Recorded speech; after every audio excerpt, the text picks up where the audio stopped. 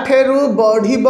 ताती राज्य रे आहुरी कलबल करिब ताती 2 दिन पर बढ़िब दिन तापमात्रा 2 रु 3 डिग्री सेल्सियस पर्यंत वृद्धि पाइब दिन तापमात्रा एहा सह 2 दिन पर बदलिब पवनर बेग सबुठी बढ़िब ताती एपरिकी आभ्यंतरीण ओडिशा रे 3 रु 5 डिग्री सेल्सियस जाए बढ़िब ताती उपकूल ओडिशा रे स्वाभाविक ठू 2 रु 3 डिग्री सेल्सियस अधिक तापमात्रा रहिब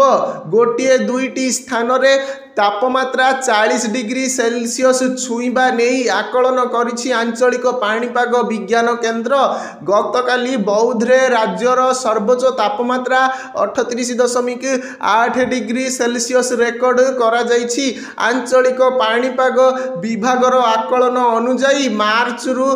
मे ओडिशा रे ग्रीष्म प्रवाह प्रचंड हेब स्वाभाविक ठारू तापमात्रा अधिक रहिब ग्रीष्म प्रवाहर दिन संख्या भी बढ़िब